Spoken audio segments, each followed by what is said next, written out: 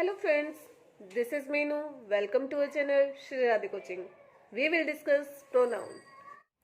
Topic start करने से पहले मैं आपको बता दूं कि वैसे मैंने प्रोनाउन का वीडियो एक ऑलरेडी डाल रखा है अपने चैनल पे, लेकिन ये जो वीडियो मैं डाल रही हूँ ये एक डिमांड पे डाल रही हूँ।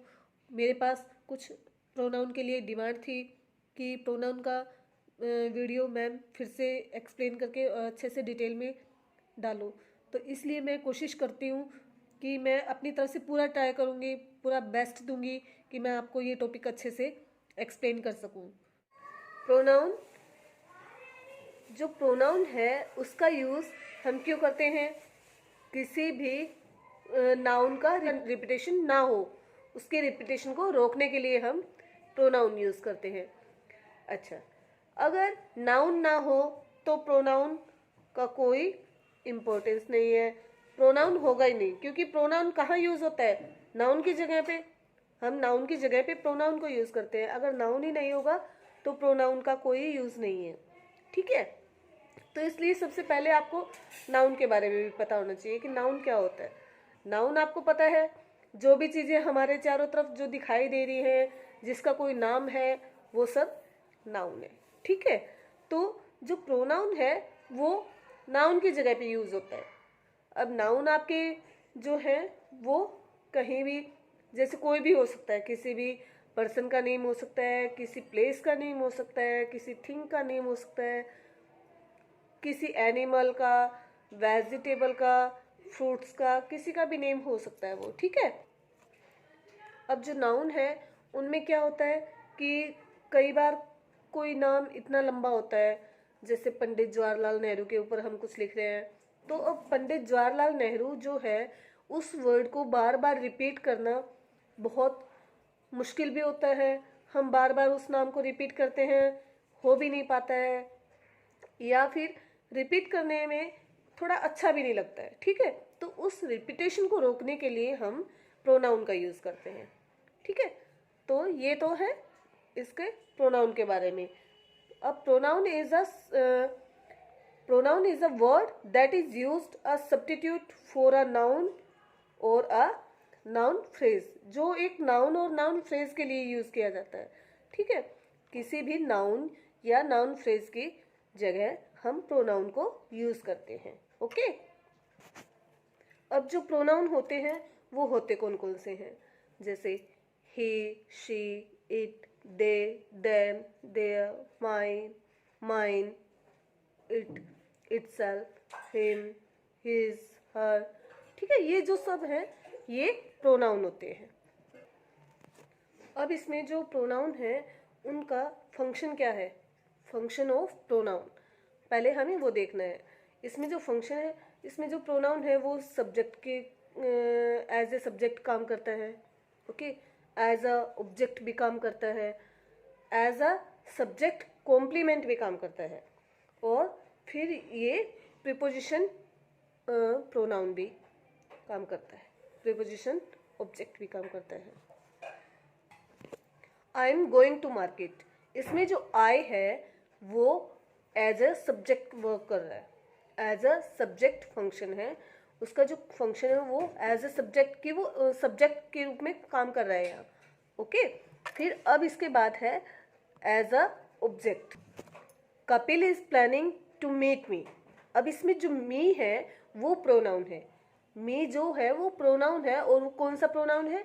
वो एज ए ऑब्जेक्ट काम कर रहा है, वो एज अ ऑब्जेक्ट काम कर रहा है, क्योंकि वो पीछे की साइड में है। अगर हम स्टार्टिंग में लेते हैं तो हम सब्जेक्ट के रूप में यूज़ करते हैं, पीछे की साइड लेते हैं तो हम एज अ ऑब्जेक्ट यूज़ करते हैं उसको, ओके।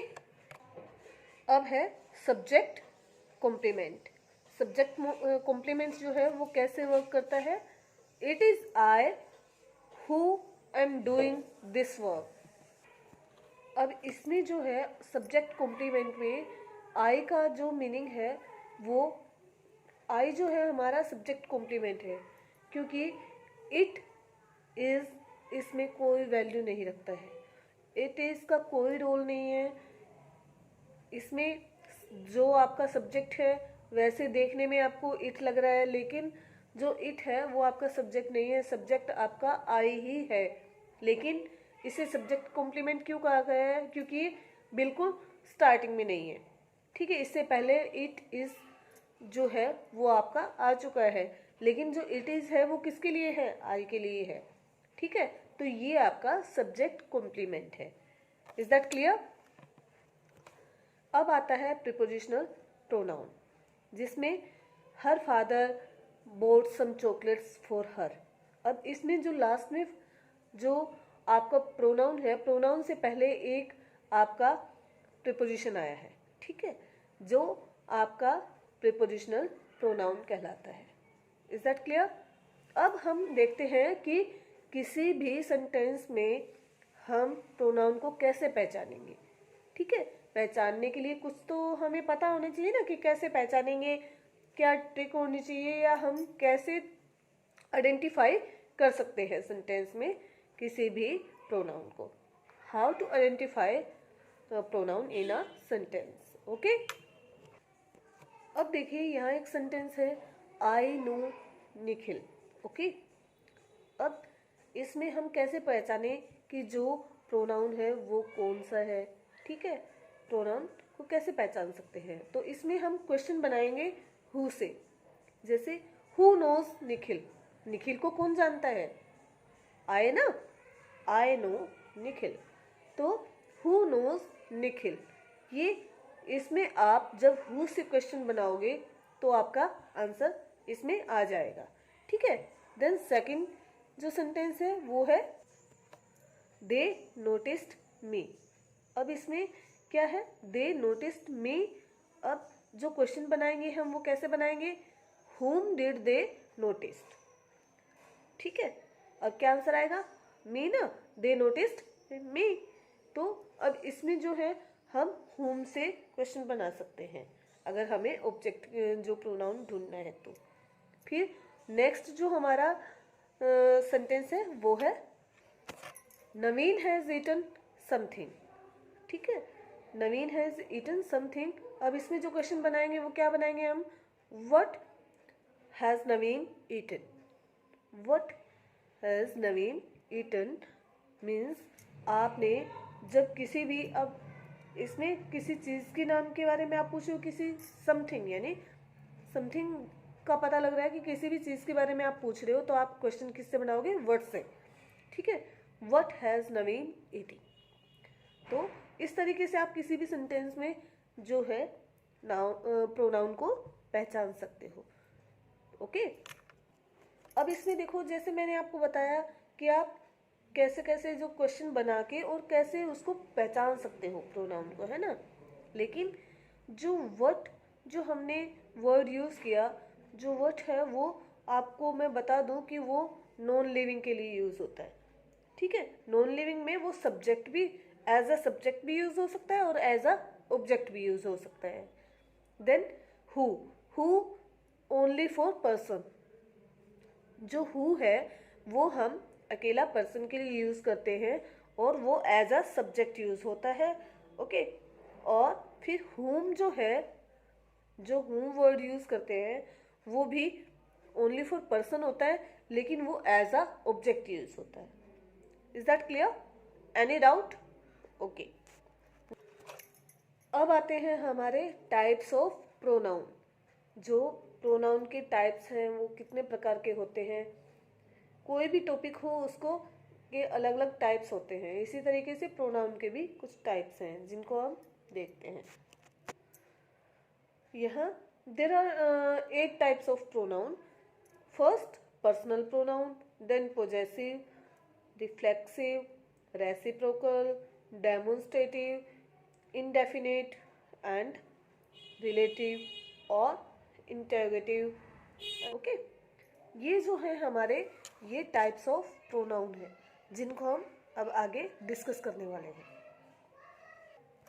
सबसे पहले है, अब है personal pronoun. Personal pronoun, personal pronoun refer to specific person और थिंग। जो ये है किसी पर्टिकुलर पर्सन और किसी पर्टिकुलर थिंग को रेफर करते हैं, ठीक है। अब ये जो है 3 तरह के होते हैं, first person, second person, then third person. First person में कौन कौन आते हैं? हम सिंगुलर और प्लूरल दोनों में देखेंगे, आई और वे। देन सेकंड पर्सन यू और यू। जो यू है वो हम सिंगुलर के लिए भी यूज करते हैं और प्लूरल के लिए हम यू यूज करते हैं। Then third person he she it और दे हमारा जो है वो प्लूरल में चला जाएगा। अब इसमें फर्स्ट पर्सन होता कौन है? फर्स्ट पर्सन जो है वो है स्पीकर, जो बोल रहा है। सपोज अब मैं बोल रही हूँ, मैं फर्स्ट पर्सन हूँ, आप लोग सुन रहे हो तो आप सेकंड पर्सन हो।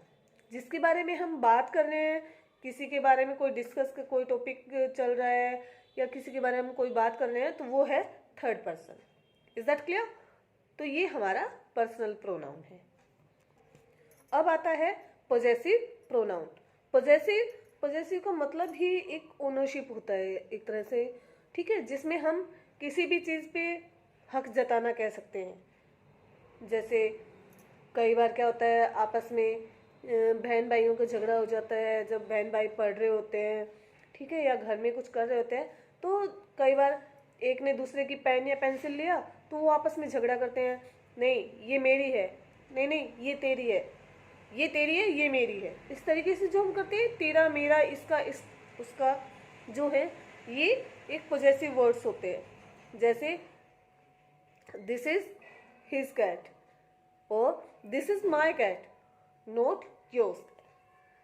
ओके, तो इस तरीके से माई कैट, माई मीन्स मैं उस पर अपना हक जता रही हूँ कि ये मेरी कैट है, ठीक है। तो कोई भी मेरे पास अगर कोई पेन है तो वो मेरा पेन है, ठीक है। आपके पास कोई बुक है या नोटबुक है तो आप कह सकते हो कि this is my book that is your. Okay, तो इस तरीके से जो ये वर्ड्स हैं ये आपके पॉजेसिव होते हैं, जिनसे आप कोई ओनरशिप का पता लगता है, जिससे पता लगता है कि आपका उस चीज़ पे हक है। ओके, तो ये पॉजेसिव प्रोनाउन होते हैं। अब है रिफ्लेक्सिव प्रोनाउन, लेकिन हम रिफ्लेक्सिव और इम्फेटिक दोनों को साथ देखेंगे ताकि दोनों लगभग सेम है, और अगर आप साथ इसको समझोगे, एक साथ समझोगे, तो आपके डाउट क्लियर हो जाएंगे और आपको कोई कन्फ्यूज़न भी नहीं रहेगी। मोस्टली स्टूडेंट्स को इसमें काफ़ी डाउट रहते हैं, वो पहचान नहीं पाते हैं, आइडेंटिफाई नहीं कर पाते हैं कि इनमें रिफ्लेक्सिव प्रोनाउन कौन सा है और इम्फेटिक कौन सा है। ओके, तो हम दोनों को साथ में देखेंगे। तो अब इसमें जैसे क्या होता है कि जो रिफ्लेक्सिव प्रोनाउन होता है उसमें क्या होता है बेटा, रिफ्लेक्शन मीन्स आप ये इस तरीके से समझ सकते हो, सामने आपके मिरर है और मिरर में अगर आप देख रहे हो तो आप खुद को देखोगे। अब मिरर में जो पर्सन देख रहा है वो और जो दिखने वाला है वो दोनों एक ही पर्सन है, ठीक है। मीन्स जो सामने खड़ा है मिरर के वो सब्जेक्ट है और जो मिरर में दिख रहा है वो ऑब्जेक्ट है, यानी सब्जेक्ट और ऑब्जेक्ट दोनों सेम है, यानी एक ही पर्सन है। सब्जेक्ट और ऑब्जेक्ट जो है वो एक ही पर्सन के लिए यूज हो रहा है। Is that clear? ठीक है। अब इसमें सेल्फ और सेल्फ का यूज होता है अकॉर्डिंग टू प्रोनाउन। ओके, तो इसमें हम एक एग्जांपल देखते हैं, Ali read to himself in the evening. अब अली जो है वो और हिमसेल्फ दोनों एक ही पर्सन के लिए यूज हुए हैं, ठीक है। दोनों एक ही पर्सन है, अलग अलग नहीं है कि हिमसेल्फ किसी और के लिए है और अली किसी और के लिए है, नो, दोनों एक के लिए ही है। ओके, देन अब आता है इम्फेटिक प्रोनाउन। इम्फेटिक प्रोनाउन में क्या होता है कि इसमें आपका सब्जेक्ट और ऑब्जेक्ट दोनों अलग होंगे। जो रिफ्लेक्सिव था उसमें क्या था, रिफ्लेक्सिव प्रोनाउन में सब्जेक्ट और ऑब्जेक्ट सेम होते हैं, सेम पर्सन के लिए यूज होता है, लेकिन इसमें सब्जेक्ट अलग होगा आपका और ऑब्जेक्ट आपका अलग होगा इम्फेटिक प्रोनाउन में। इसका मैं आपको एक एग्जांपल देती हूँ। एग्जांपल है, he himself will take the car. अब इसमें ही जो है वो आपका सब्जेक्ट है और द कार आपका ऑब्जेक्ट है, ठीक है। तो अब इसमें सब्जेक्ट और ऑब्जेक्ट दोनों अलग है और ही यानी जो सब्जेक्ट है उसके जस्ट बाद में आपका जो प्रोनाउन है वो आया है इम्फेटिक प्रोनाउन। लेकिन जो हमारा रिफ्लेक्सिव प्रोनाउन था उसमें आपका जो रिफ्लेक्सिव प्रोनाउन था वो पीछे आया था। है दोनों सेम, दोनों में सेल्फ और सेल्स लगता है। रिफ्लेक्सिव में जो है उसमें बात पे जोर नहीं डाला गया था, उसमें नॉर्मल बात बोली गई थी और उसमें सब्जेक्ट और ऑब्जेक्ट आपका सेम था। लेकिन इसमें आपका सब्जेक्ट ऑब्जेक्ट अलग है और इसमें आपका जो प्रोनाउन है एम्फेटिक प्रोनाउन इसीलिए बोला गया है क्योंकि इसमें उसने हिमसेल्फ वर्ड पे जोर दे के बोला गया है। ठीक है, नेक्स्ट है हमारा, अब आता है रेसिप्रोकल प्रोनाउन। इसमें क्या होता है, रेसिप्रोकल प्रोनाउन जो है इसमें हम के सबसे इजी यही होता है कि इसमें क्या है, दो वर्ड होते हैं, एक तो ईच अदर और दूसरा होता है वन अनदर। ठीक है, अब इसमें हमें इन दोनों का यूज़ बताना है कि दोनों का यूज़ कहाँ कहाँ होता है। ईच अदर का यूज़ हम टू पर्सन के लिए करते हैं, जब दो के लिए बात हो रही होती है तो हम ईच अदर का यूज़ करते हैं। ठीक है, और वन अनदर के लिए का हम यूज़ जब हम दो से ज़्यादा के लिए जब बात करते हैं तब इसका यूज़ करते हैं। तो इसमें जो ईच अदर के लिए जो एग्जांपल है वो है Mary and John gave each other gold rings. ठीक है, जो वो दोनों एक दूसरे को गोल्ड रिंग दे रहे हैं। अब जो गोल्ड जो रिंग दे रहे हैं एक दूसरे को, तो वो कितने लोग दे रहे हैं, दो। ठीक है, यानी दो के लिए आप ईच अदर का यूज़ करोगे। अब वन अनदर के लिए जो हमारा एग्जाम्पल है वो है the student congratulated one another after giving exam और giving speech, you can say. ठीक है, तो जो स्टूडेंट्स हैं अब वो दो नहीं है, दो से ज़्यादा है। मोर देन टू के लिए हम वन अनदर का यूज़ करते हैं और दो के लिए हम ईच अदर का यूज़ करते हैं। Is that clear? अब आता है demonstrative pronoun. Demonstrate means indicate करना, किसी भी चीज़ को पॉइंट आउट करना, किसी चीज़ की तरफ इंडिकेट करके बताना। ठीक है, जैसे this is window, that is table, those are stars, these are flowers, like this. ठीक है, तो किसी भी चीज़ को इंडिकेट करके बताना डेमोन्स्ट्रेटिव होता है। ठीक है, ये डेमोन्स्ट्रेटिव प्रोनाउन है। इसमें जैसे एग्जाम्पल है this was my mother's ring. अब वो इंडिकेट करके बता रहा है कि जो ये रिंग है, ठीक है, उस रिंग के बारे में बता रहा है, वो मेरी मदर की है, मेरी सिस्टर की थी, या जो भी है। ठीक है, तो वो उस रिंग के बारे में उसको इंडिकेट करके बता रहा है। किसी भी चीज़ को इंडिकेट करना यानी डेमोन्स्ट्रेट करना डेमोन्स्ट्रेटिव प्रोनाउन होता है। और ये दिस, दैट, दिस, दोज, ये प्रोनाउन होते हैं। नेक्स्ट है, अब है इनडेफिनेट प्रोनाउन। इनडेफिनेट नाम से ही पता लगता है कि इनडेफिनेट मीन्स अनिश्चित, जिस जो कोई डेफिनेट नहीं है, कोई फिक्स नहीं है, निश्चित नहीं है। ठीक है, तो वो जो प्रोनाउन होते हैं इनडेफिनेट की कैटेगरी में आते हैं। और जैसे ये बहुत से होते हैं, जैसे both, all, few, many, several, some. ठीक है, जो ये एनी, जो ये जितने भी प्रोनाउन हैं ये आपके इनडेफिनेट में होते हैं। क्योंकि जैसे आपने कहा बोथ ऑफ यू, है ना, फ्यू में नहीं पता है, some students are playing in the ground. अब सम स्टूडेंट में भी आपका कोई डेफिनेट नहीं कितना है, 5 है, 10 है, 2 है। ठीक है, 8, 10 कितने स्टूडेंट हैं, कोई फिक्स नहीं है उसमें। तो ये आपके जो ये वर्ड्स हैं ये इनडेफिनेट प्रोनाउन को बताते हैं। नेक्स्ट है हमारा रिलेटिव प्रोनाउन। रिलेटिव प्रोनाउन क्या है? रिलेटिव नाम से ही हमें दिखाई दे रहा है, साफ समझ में आ रहा है कि रिलेट करना, एक सेंटेंस को दूसरे से, एक वर्ड को दूसरे से रिलेट करना। ठीक है, एक का दूसरे से संबंध बताना, एक को दूसरे से रिलेट करना ही रिलेटिव प्रोनाउन है। अब ये हमारे रिलेटिव प्रोनाउन कौन कौन से होते हैं? ये हु, हुम, विच, दैट, ये जो है हमारे रिलेटिव प्रोनाउन होते हैं। तो जो हुम है, हु और हुम दोनों जो पर्सन के लिए आते हैं। ठीक है, हुज यानी प्रोफेशन के लिए आप, सॉरी, पोजीशन के लिए कह सकते हो आप। ओके, और विच आता है किसी थिंग के लिए। उसके बाद जो दैट है वो पीपल और थिंग उन दोनों के लिए आता है। ठीक है, अब इसमें जैसे मैं आपको एक एग्जांपल देती हूँ, the person who phone me last night is my teacher. अब आपने द पर्सन हु, अब द पर्सन के बाद में आपने हु का यूज किया। अब जो ये हु वर्ड है, ये द पर्सन को इज माई टीचर, ठीक है, जो आपने बोला लास्ट में, उस टीचर से उस पर्सन को रिलेट कर, ठीक है, तो ये हु वर्ड आपको बता रहा है, उसको रिलेट कर रहा है, जिसे हम रिलेटिव प्रोनाउन कहते हैं। नेक्स्ट है इंटेरोगेटिव प्रोनाउंस। अब ये जो प्रोनाउन है वो क्वेश्चन पूछने के लिए यूज किया जाता है, चाहे वो डायरेक्ट क्वेश्चन हो इनडायरेक्ट हो, ठीक है, उसके लिए हम इंटेरोगेटिव प्रोनाउन का यूज करते हैं।